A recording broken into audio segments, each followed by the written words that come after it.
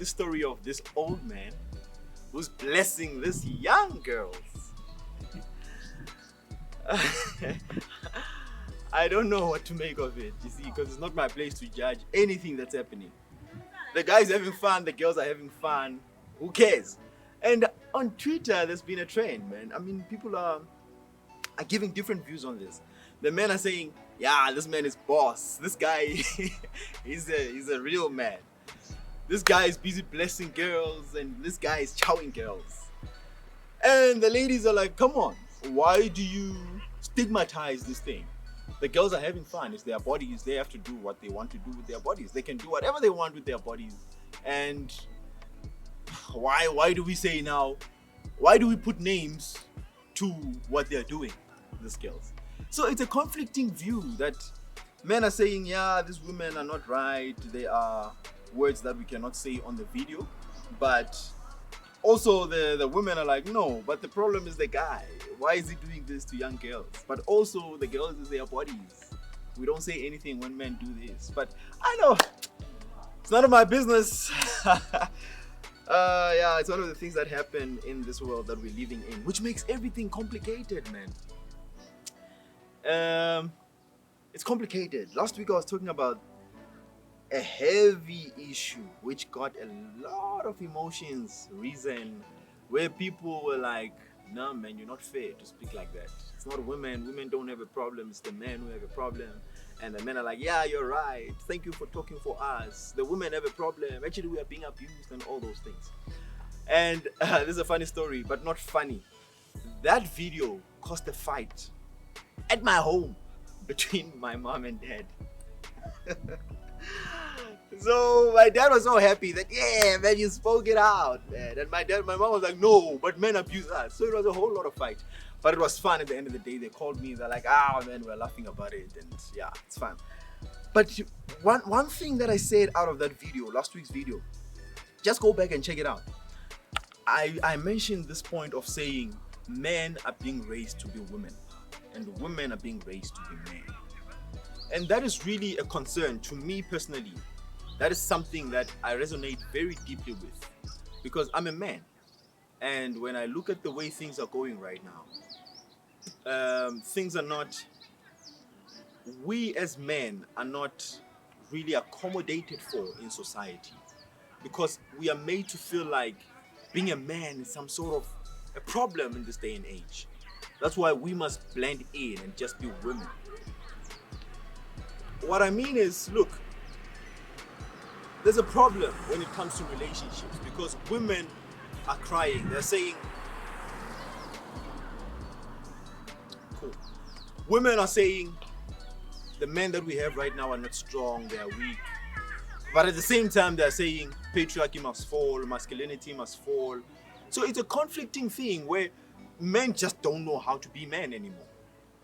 And that's something that I want to invite each and everyone to start looking at, more especially if you are a man, more especially if you are a parent raising a young boy, because it's very important what you teach them.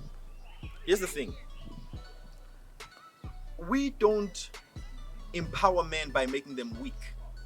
That's what I want us to understand. And schools are making men weak. That's my problem. That's my problem.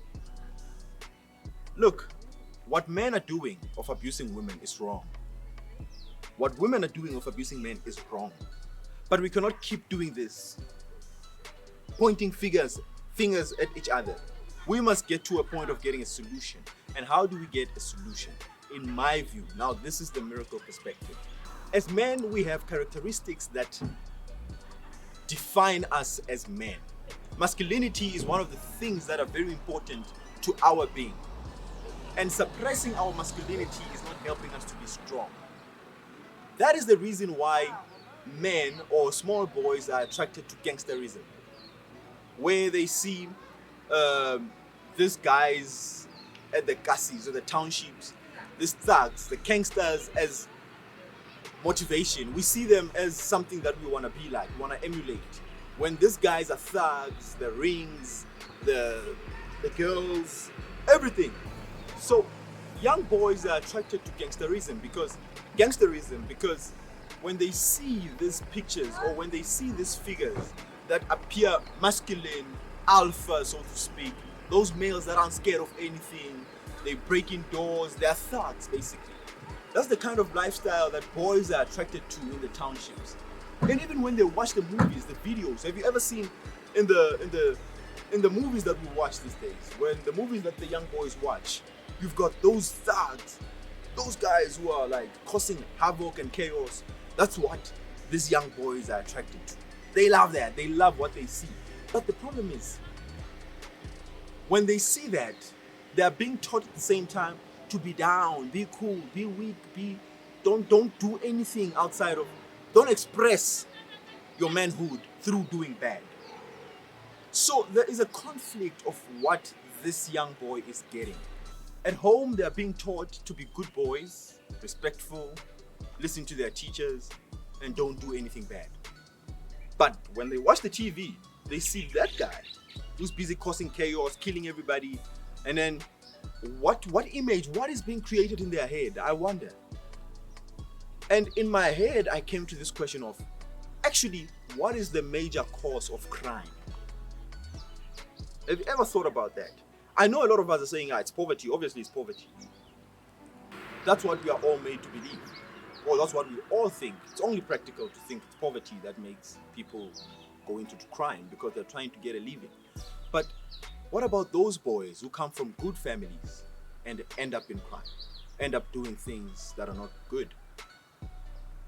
There is that group of young boys who are coming from considerably well-established families where money is not that much of an issue. So they have no reason of going into crime, but they are in crime. That's where I came to my conclusion to say it's because they are being suppressed. You see, your manhood is being suppressed, and that is not a way of empowering a man. You do not empower a man by making them weak. You empower a man by making him strong, but instilling a dose of discipline. It's a very special thing. You see, in the army, what they are taught how to be strong men, alpha male. They do not want cowards in the army. And by the way, in the front line, they do not put cowards. If a person in the front line decides to, what do you do? To run away or, how do you say this? When the guy in front runs from the opponent, they kill that guy. Why? Because cowardice is contagious. They teach them how to be strong. They put the fire and tell them that you need to be strong, you need to be man. But they instill a big sense of discipline. It's a different ball game altogether to know that I am strong, I can do all bad, I can do everything to the best of my ability. But I'm just disciplined. I know how to deal with my energy. I know how to control my emotions. I know how to control my character. And that is what I think we should start teaching our men, our young boys out there. They need to know that they are strong and their masculinity is something to be proud of. When you're a man, it's something to be proud of. Because we need more males who are going to stand up in this society. The problem why society is so messed up is because we don't have men. We literally do not have men who are able to stand up and take responsibility. Look at the families that are there today. There's a high ratio of women-headed families or children-headed families. Where are the male parents? Nowhere to be found. Because we are not taught how to be strong and man up and take responsibility. And it's never going to be a good and stable society if all the families that are there are being run by women. And it really is a point of concern to me because we cannot blame women for what they're doing, honestly speaking. They're frustrated. It's not good. You are with a guy and you prepared this little boy or little baby, whoever it is. But when the baby comes up, one of you runs away and it happens to be the man. most of the times it's the men, as we can see in society. So my invitation is, this is a sincere invitation. As men, we need to stand up and take responsibility. We need to be sure with what we want from these ladies. Most of the times, whatever we tell these girls and women, we are lying to them to get something out of them. And that is a problem. Jokes aside, we can play, we can jump, we can do whatever that we're doing. It's fun, all fun. But after the fun, what impact are you making in that situation? Never mind the person that you're dealing with. What about that young child who's innocent, who doesn't know anything, who was not involved in whatever that you were doing in the beginning? Now you just happen to come. That young child just happened to come because of your actions. Then you run away. It's selfish. We really need to change. So it's my invitation, a sincere invitation to my male friends, all the men out there. We really need to change society. It will take us taking responsibility to fix this. It's a mess. It's a mess. I know a lot of people who grew up without fathers, and it's not a nice thing. I talk to a lot of people and they tell me that it's not nice. It's very painful. There are certain things that you were supposed to learn from your father, and you never learned. You never got the opportunity to learn certain things from a male figure. And you just have to figure it out all by yourself, and you're expected to be a parent one day. It's not nice. It's not fair. So yeah.